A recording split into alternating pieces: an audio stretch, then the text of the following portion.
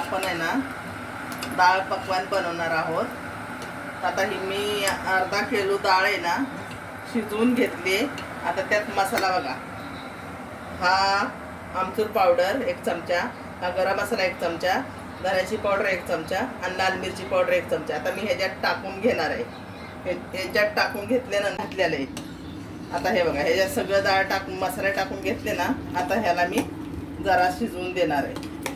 आणि शिजवल्यानंतर मग त्याच्यावर कोथिंबीर टाकणार आणि नंतर तुम्हाला पकवान बनवताना तुम्हाला परत मी व्हिडिओ दाखवते।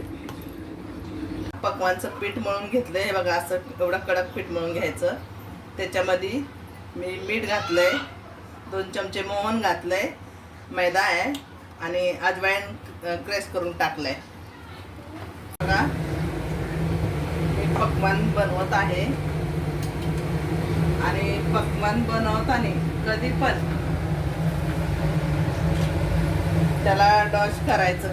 आणि मला ना मैदा नाही भेटला तर माझ्याकडे ना बारीक रवा होता, तर मी अर्धा तास अगोदरच भिजत घातला तो रवा आणि त्याला भिजवून मी करते।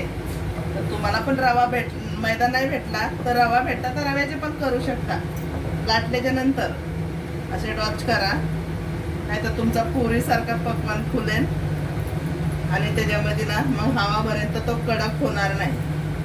एकदम मस्त कडक होतात असे डॉच केले ना, एकदम छान बनतात। आणि सुलो गॅसवर आहे ना त्याला तळायचा म्हणजे कडक होतो।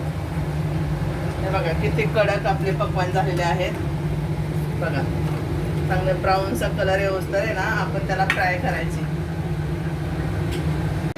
त्याच्यामध्ये कांदा आहे, कोथिंबीर आहे, याच्यावरती चटणी आहे आणि बघा किती कडक आहे। मी आता तुम्हाला थोडंसं तोडून दाखवतो।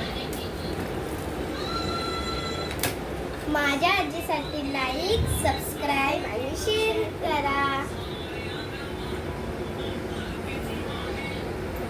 ओके।